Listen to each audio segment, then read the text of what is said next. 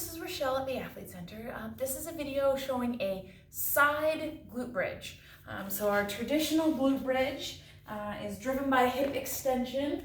So we're keeping a nice stable torso and extending our hips. So a side glute bridge is going to be a combination of what we call abduction, so lifting one leg away from the other, and hip extension. So our hips coming into a neutral position from a flexed position. So essentially, it's gonna look like this from a bird's eye view. But we're gonna go on to one side.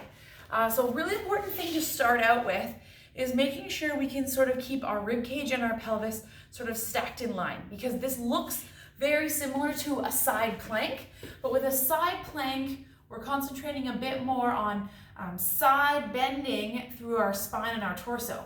Whereas with this exercise, I want to concentrate on abduction and extension through our bottom leg. So we're going to set ourselves up with our knees bent and our feet stacked, and that rib cage stacked in line with our pelvis. Our elbow is going to be right underneath our shoulder. And then we can do this. I like to do it with the top leg lifted. I'm going to push my bottom knee into the floor to create abduction, and then I'm going to press my hips forward to create a little bit of extension. So it'll be sitting down and back, and then coming up. So you can see I'm not collapsing my ribs and coming all the way down. I'm keeping this lift through here the whole time, and just this bottom leg is doing the work. So you can see that space underneath my thigh is getting bigger. So we'll show from this angle here. So you can see my knees are bent a little bit forward. I've got my elbow stacked right underneath my shoulder, and then I'm gonna press up and away and end up in almost a straight line.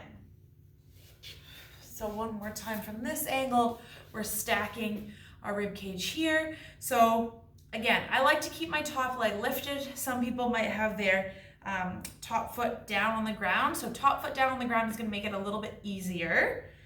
But if you can keep that top leg lifted to really challenge that bottom leg, or I can be here. So I'm isolating movement on my bottom hip with minimal movement through my torso and stability through this right shoulder in this case. And that is the side glute bridge.